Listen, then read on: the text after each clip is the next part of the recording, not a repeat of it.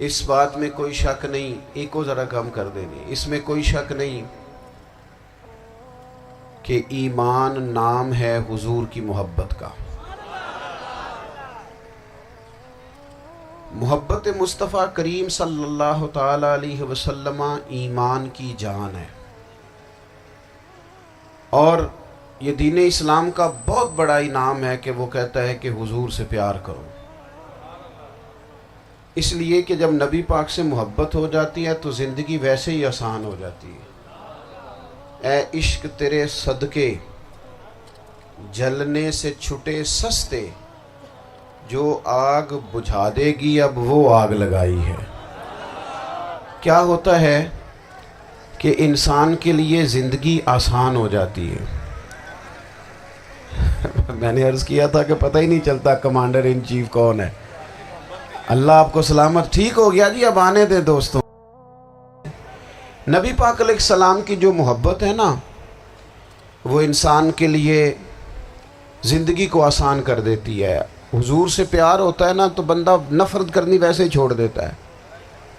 حضور سے پیار کرتا ہے، ہرس ہوس لالچ ویسے ہی نکل جاتا ہے۔ جب حضور سے محبت ہو جاتی ہے، نماز پڑھنا، درگزر کرنا، درود شریف پڑھنا، قرآن پاک پڑھنا، دین کی خدمت کرنا، حتیٰ کہ جان دینا بھی آسان ہو جاتا ہے۔ نبی پاک علیہ الصلوۃ والسلام کی محبت انسان کو کبھی بھی ہیں ان تقاضوں کو سمجھنا پڑے گا۔ تازہ دم رکھتا ہے حضور کا پیار۔ شرط یہ ہے کہ محبت صحیح ہو، اصلی ہو، باطن میں ہو۔ یہ آپ کو اس بات میں کوئی شک نہیں، ایک کو ذرا کم کر دینی، اس میں کوئی شک نہیں کہ ایمان نام ہے حضور کی محبت کا۔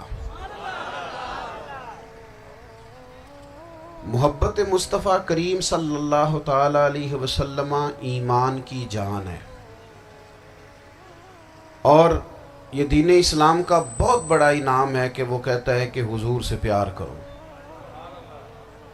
اس لیے کہ جب نبی پاک سے محبت ہو جاتی ہے تو زندگی ویسے ہی آسان ہو جاتی ہے۔ اے عشق تیرے صدقے جلنے سے چھٹے سستے، جو آگ بجھا دے گی اب وہ آگ لگائی ہے۔ کیا ہوتا ہے کہ انسان کے لیے زندگی آسان ہو جاتی ہے۔ میں نے عرض کیا تھا کہ پتہ ہی نہیں چلتا کمانڈر ان چیف کون ہے۔ اللہ آپ کو سلامت، ٹھیک ہو گیا جی، اب آنے دیں دوستوں۔ نبی پاک علیہ السلام کی جو محبت ہے نا، وہ انسان کے لیے زندگی کو آسان کر دیتی ہے۔ حضور سے پیار ہوتا ہے نا تو بندہ نفرت کرنی ویسے ہی چھوڑ دیتا ہے۔ حضور سے پیار کرتا ہے، ہرس ہوس لالچ ویسے ہی نکل جاتا ہے۔ جب حضور سے محبت ہو جاتی ہے، نماز پڑھنا، درگزر کرنا، درود شریف پڑھنا، قرآن پاک پڑھنا، دین کی خدمت کرنا، حتیٰ کہ جان دینا بھی آسان ہو جاتا ہے۔ نبی پاک علیہ الصلوۃ والسلام کی محبت انسان کو کبھی بھی ہیں ان تقاضوں کو سمجھنا پڑے گا۔ تازہ دم رکھتا ہے حضور کا پیار۔ شرط یہ ہے کہ محبت صحیح ہو، اصلی ہو، باطن میں ہو۔ یہ آپ کو اس بات میں کوئی شک نہیں، ایک کو ذرا کم کر دینی، اس میں کوئی شک نہیں کہ ایمان نام ہے حضور کی محبت کا۔ محبت مصطفیٰ کریم صلی اللہ تعالی علیہ وسلم ایمان کی جان ہے، اور یہ دین اسلام کا بہت بڑا انعام ہے کہ وہ کہتا ہے کہ حضور سے پیار کرو۔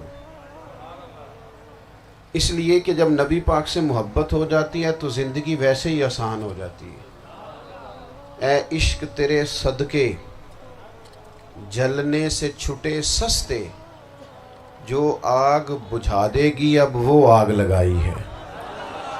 کیا ہوتا ہے کہ انسان کے لیے زندگی آسان ہو جاتی ہے۔ میں نے عرض کیا تھا کہ پتہ ہی نہیں چلتا کمانڈر ان چیف کون ہے۔ اللہ آپ کو سلامت، ٹھیک ہو گیا جی، اب آنے دیں دوستوں۔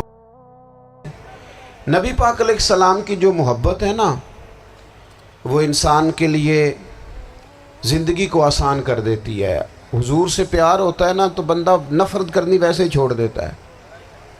حضور سے پیار کرتا ہے، ہرس ہوس لالچ ویسے ہی نکل جاتا ہے۔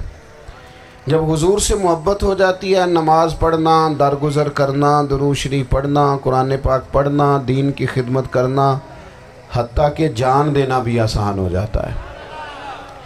نبی پاک علیہ الصلوۃ والسلام کی محبت انسان کو کبھی بھی ہیں ان تقاضوں کو سمجھنا پڑے گا۔ تازہ دم رکھتا ہے حضور کا پیار۔ شرط یہ ہے کہ محبت صحیح ہو، اصلی ہو، باطن میں ہو۔ یہ آپ دیکھیں کہ اتنی بربریت اور اس جیتے جاگتے دیکھتے ماحول میں کہ جس میں ہر چیز کیمرے کی آنکھ دیکھ رہی ہے، اس میں اس قدر زیادہ اسرائیل کی جارحیت، اس کے جواب میں دو تین تازیانے ہیں وہ سمجھنے والے۔ ایک ہے کہ میں کوئی جذباتی بات کروں گا، آپ اس کی تائید کر دیں گے۔ ایک ہے کہ پہلوؤں پر غور کرنے کا وقت ہے کہ اتنے کٹھن ماحول میں بھی اگر مسلم امہ کے لیڈر بیدار نہیں ہو رہے تو آپ کو پس منظر سمجھنا پڑے گا کہ ہم نے نبی پاک کی محبت کے تقاضوں کو نہیں سمجھا۔ حضور سے محبت ہے نا تو پھر نبی پاک کو تو سادہ طرز زندگی پسند ہے، حضور کو تو پسند نہیں ہے۔ اللہ کے محبوب نے تو دعا مانگ کے فقیری لی اللہ تعالیٰ سے۔ جب بندہ بہت زیادہ آسانیوں میں چلا جاتا ہے، بہت زیادہ اس کے پاس سہولیات ہو جاتی ہیں، اس کا مرنے کو دل نہیں کرتا۔ خود نبی پاک علیہ السلام نے فرمایا قیامت کے قریب کافر تم پر جھپٹیں گے جس طرح بھوکے لوگ کھانے پر جھپٹتے ہیں۔ حضور کیوں، ہم تھوڑے ہوں گے؟ فرمایا نہیں، تمہیں دنیا سے محبت ہو جائے گی اور موت تمہیں بری لگے گی۔ اتنے بڑے بڑے بنگلے، عالی شان محلات، کس کا چھوڑ کے مرنے کو جی چاہتا ہے معاذ اللہ۔ نبی پاک کی محبت کا تقاضا سمجھو، ایسا نہیں کہ وہاں دولت آئی نہیں۔ حضور تو فرماتے ہیں کہ اللہ نے خزانوں کی کنجیاں میرے ہاتھ میں رکھ دی ہیں، لیکن میں نے عرض کیا مالک ایک وقت روٹی دینا اور ایک وقت کا فاقہ دینا۔ کنجیاں خزانوں کی اللہ نے دی۔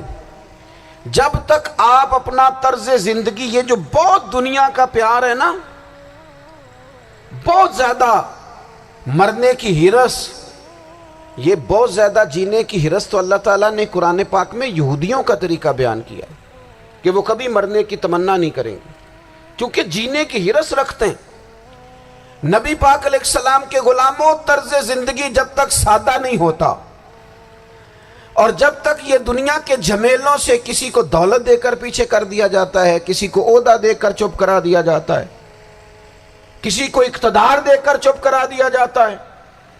رسول اللہ صلی اللہ علیہ وسلم کے ابن حذافہ رضی اللہ تعالیٰ عنہ کو رومیوں نے قید کر لیا تھا، اور جب رومی آپ کو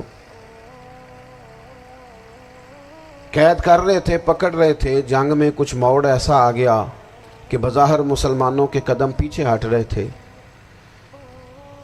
1000 آدمی نے، 100 آدمی نے مل کے آپ کے گرد گھیرا ڈالا اور بڑی مشکل سے آپ کو گرفتار کیا۔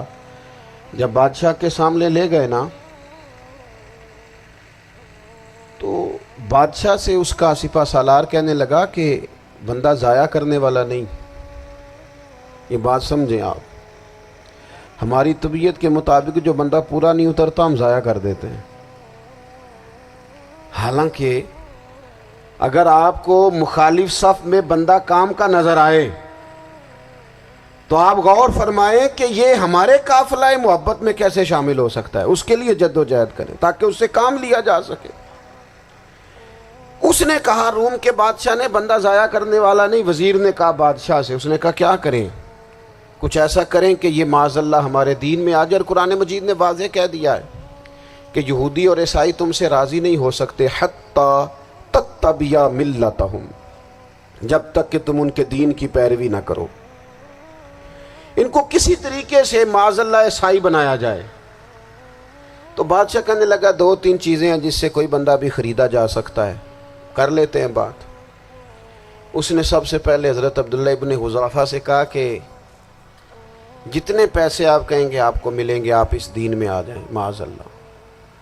تو حضرت عبداللہ ابن حذافہ نا، کچھ لوگ بڑے سیانے ہوتے ہیں، بردبار ہوتے ہیں، بعض باتوں پر غصہ نہیں کرتے، ہنستے ہیں۔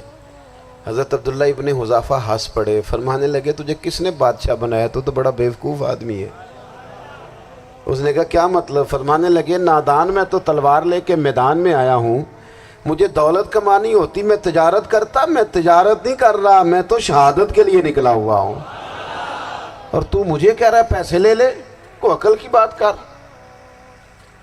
اس نے دوسری بات کی، اس نے کہا کہ میں بادشاہ ہوں، میرے نیچے جتنے بھی عہدے ہیں، وزیر، مشیر، وزیر خزانہ، جو آپ عہدہ کہیں گے آپ کو دے دیا جائے گا، آپ اس طرف آ جائیں۔ تو حضرت عبداللہ ابن حذافہ کہنے لگے پھر کہتا ہوں تو بڑا نادان ہے۔ فرمانے لگے میں حضور کا صحابی ہوں، اور صحابی ہونے سے بڑا عہدہ دنیا میں ہے ہی کوئی نہیں۔ صحابہ وہ صحابہ جن کی ہر صبح عید ہوتی تھی، خدا کا قرب حاصل تھا، نبی کی دید ہوتی تھی۔ کہا تو مجھے لالچ دے رہا ہے۔ اب انہوں نے ایک نئی چال چلی۔ وزیر کہنے لگا کہ میں ایک اور طرح سے معاذ اللہ کوشش کرتا ہوں پگھلا دینے کی۔